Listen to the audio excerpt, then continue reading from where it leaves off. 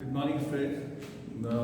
This is Sandeep sir presenting with the English poem of class 10, that is the Ball poem. But before I go into the explanation of the poem, let me first of all write the poem on the board so that I can give you the line by line explanation. So bear with me for a while, and after that I will be coming back to the explanation. Okay.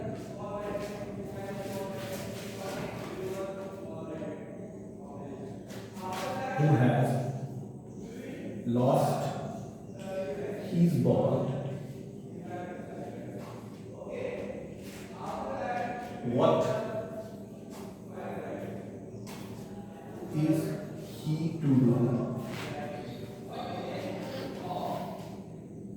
I saw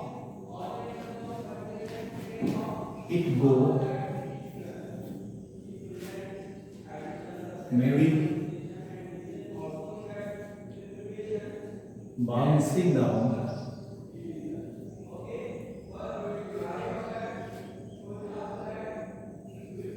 the street,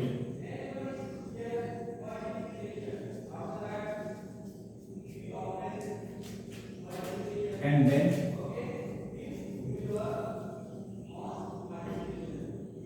merrily over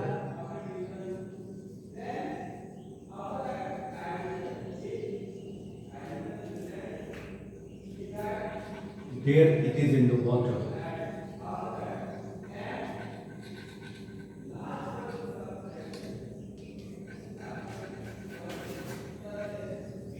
This is the first paragraph. Okay. So before I go into the second one, let me tell you about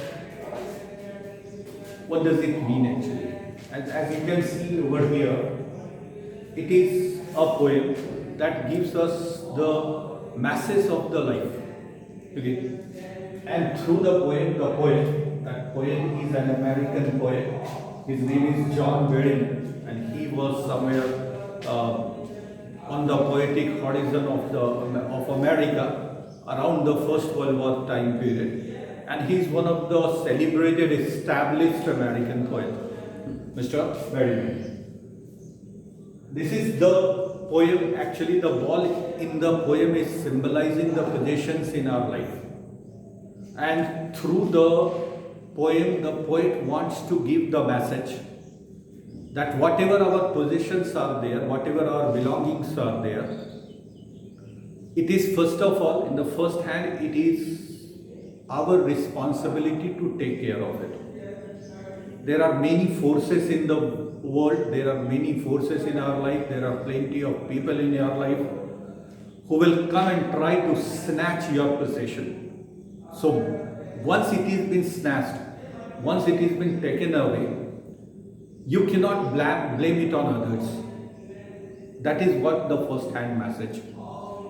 The second message is that nothing in the world is permanent, and we must learn to live up with the loss and gains of the life. Something that we gain during the course of our journey of life, we must celebrate it, we must enjoy it. But that enjoyment in no way must be taken for granted, because just in a flip of the time, it may be lost. So gains and losses are part and parcel of life, and we must learn to live with it. Even the life that we live is not permanent. So we have to take care of our life. We are valuing our life fine. Everybody for that matter in this world has been taking good care of oneself. There is nothing wrong into that one. But then only thinking of the self and thinking that the self is permanent is one of the most stupid and foolish thinking that one could have ever considered of or think of. This is one of the messages. You see, ball is here symbolic, that a ball to a small children or a boy, little boy, is very important.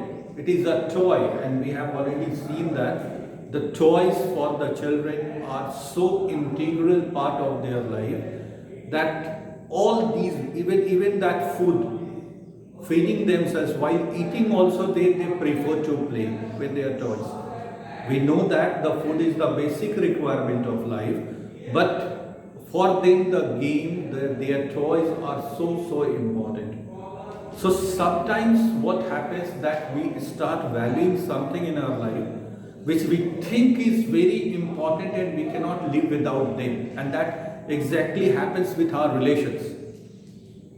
That somebody comes in your life whom you adore the most, whom you love the most, say your friend, your relatives, your father, your mother, your parents, guardian, brother, sister, and we human beings always take that they are the integral part of our life.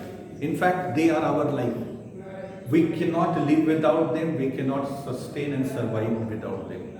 And whenever we found ourselves into the company of theirs, we feel comfortable, we feel blessed, and we are thanking the God for giving us all these things that we require, and feel very happy to let our life go along properly. But at the same time, one must realize that nothing has been, that is what the message, nothing has been permanent. And when your near and dear ones get lost for some reason, which is a universal truth, anything that has been born will be ending someday. Death is the ultimate end of life. Okay, it is inevitable, it is mandatory, it is compulsory, and nobody can avoid it. Everybody knows that particular thing. And one of the wonders, to quote William Shakespeare in Julius Caesar, he had written that one of the wonders through his character Julius Caesar, he's been telling Mr. Shakespeare, one of the wizards of English poetry or the English language literature, that of all the wonders that I have either heard or seen, that surprises me the most, that everybody knows that the death is the inevitable end of life, yet everybody fears death. It is bound to come. When it is come, it is fixed, and whose end is proposed by the Almighty. Nothing can avoid it, nobody can stop it. So let us accept this fact that everything that has been giving us the pleasure, giving us or the path of our life is bound to be finished someday. And that is what the intelligent person, one of your chapters there is that a sermon at Banaras given by Lord Buddha. Because I am giving all this in that context simply because it is also the part of your syllabus, and what happened there in that particular chapter, what is that thing? That there is a lady, her name is Kisa Gautami, and she had a son who died for some reason, and she could not tolerate the death of his or her son. She literally became mad, and she started going and praying literally from everybody that please give me some medicine or tell me about some medicine so that I can give that medicine to my son and my son will be coming back and springing back to the life. In reaction and in response, what happened that every other guys whom she met started considering her as a mad person, lost her senses, because everybody knows that the person has been died or her son has died, and it cannot be possible to once again give the life to him. But somebody advised her that better you go and meet Lord Buddha, who was at that point of time, after being enlightened in Bodh Gaya, he was organizing his first sermon in Banaras, that dear Park Sarnath, you would have been knowing about that. She came to him and she had requested him that, sir, please give me some medicine so that my son will be coming back to the life. I cannot live without him. Fine. Buddha thought for a while. He was in a contemplating mood. He was looking for something. He told, okay, fine. I can bring your son back to the life, but one thing you'll have to do. And that bereaved, bewildered mother was ready to do anything. He told that go and bring a handful of mustard seeds from anybody's house and bring it to me, and I will be just making the medicine, and consuming that medicine I am promising you that your son will be coming back to the life, alive once again. Fine, but there is one condition. You need to bring the mustard seed from that house where nobody has died till date. Nobody, no death has taken in that family till then. You go and bring me a handful of mustard seed from that particular house, and I'll make the medicine, and then your son will be alive. She went door to door everywhere. She has been asking for. There were mustard seeds literally available in each and every houses of Banaras, but there was no single house where nobody has died. Okay. She kept on moving literally like that of a mad, lunatic, insane person. But then finally she felt very tired, and then in the end of the day she sat alone, realizing this fact. All of a sudden that particular fact came into her mind, that this is that inevitable end of life. Okay, I should also have to accept this one. And she came back to the senses, went and fallen onto the feet of Lord Buddha and became his monk also later on. And that particular realization is there. So that particular realization, when we start weeping at the loss of somebody, what happens actually? We are losing our peace of mind. We are somewhere torturing our body. Nothing, the end result will be the same. So that is what the philosophy of life is, that as we are enjoying the life, we are enjoying the belongings of our life, we must at the same time learn that, same time we must understand that this is not permanent. Someday it will be lost. And we should, with the same spirit as we have enjoyed the company of that belonging, we should also accept the fact that it was temporary, that for a while has been given to us, and once again it has been forever, lost forever. And it is your risk, and that is what the two messages are there in the poem. Once you are losing your near and dear ones, nothing in the world can replace that particular thing in your life. Whom you adore the most, whom you love the most, whom you think is the integral part of your life, that if at the loss of that so-called integral thing in your life, I would be giving you many $1 million even, that he is not going to replace the importance of that person in your life. But even that very important person or a very important thing is bound to lose, because the loss and gains are part and parcel of life that one need to understand. So two parallel messages are been running in this poem. Is that a beautiful, magnificent message? First of all, whatever is yours, it is your responsibility to protect them, and it is your responsibility to take good care of them. That is also the standing of the humanity. Okay. Plus, it is the foolishness of the human being also, that for most of the human being, whenever we are in the company of somebody, we take things for granted. I love you. My identity as a teacher is only as long as the students on the other side is been there. So we are complementary to each other. But whenever we come across each other, we take the things for granted, and somebody has been showing the supremacy over the others. Fine, that is all the notions and the ideas at their respective places would have been somewhere suitable, favorable, fine, acceptable.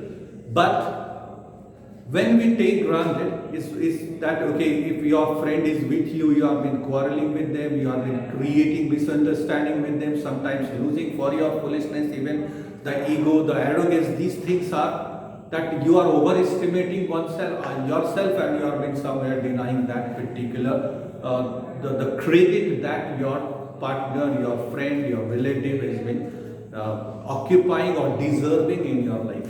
Okay.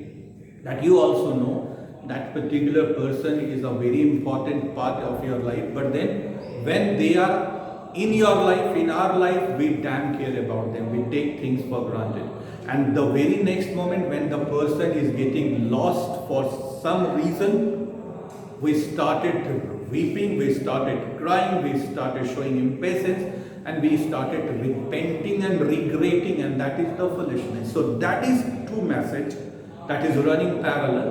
When the things or the belongings are with you, it is your responsibility to take care of that. Because the world is that we are living in, there are many factors, there are many elements in the world, they will try to snatch it from you. Your pleasures, nobody feels happy. Normally it is the accepted human philosophy that people are not aggrieved, people are not uncomfortable and not sad because of their miseries. Most of the people are sad and desperate because of the happiness and prosperity of others. Okay, so that is what, once again, the message that whatever belongs to you is your responsibility in the first hand to take good care of yours, of that, and at the same time must not attach yourself so deeply, because even if you take very good care of your belongings, someday it is bound to be lost, and you need to learn to live up with the losses also, with the same balanced mind as you have enjoyed the company and merrily enjoyed that one. And you see here the same message. What is the boy who has lost the ball? Okay, what is he to do? Because the ball was so dear to the children, to this boy, and as for anybody, any belonging of ours is so dear to us. That is why we actually keep them along with us. Okay, so it is now the question is being asked by the poet from the reader, that what should be the reaction of the boy, what the boy would do. Please tell me, okay, that who that boy is, what that person would do who had just lost his near things, near and dear. Should he cry? Should you give him some replacement? Would he be consoled and pacified with that replacement? What would be his responses and reaction at the loss of that dearest belonging in his life? That is the ball, symbolic of that dearest belonging here. So what is the boy who had just lost the ball is going to do, is the question, is the most pertinent question that is being asked by the poet from the reader. Okay, I have seen, and that is what we as the observer has been showing it there. If somebody, suppose for example, the most crude, heartless nature in the world is the death. Okay, death has no emotion. And even if you do whatever you can do at your level, no matter how much mighty you are, how much great person you are, death is going to wash away all your greatness. Nothing has been going. So that all, whatever you have earned in your life, just by bit by bit, that building up that chain in order to make the entire monument, just the very cruel stroke of destiny that we call the death will snatch it away.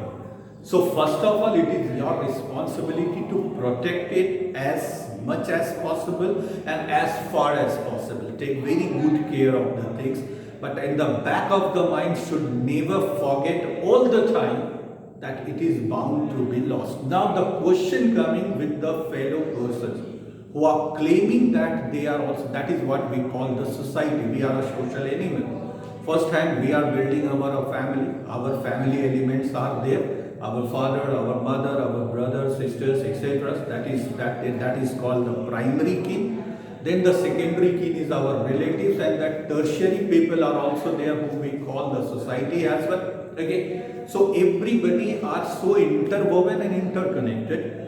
And once we are interconnected and interdependent on anybody or each other, it is equally the responsibility of each other also to stand by us or stand with us in our torrid situation, as well as in and enjoying the prosperity, and that is what we forget. Whenever we are enjoying the luxuries of life, when the smooth going is been, there is all smooth sailing in our life, we used to forget who has supported us.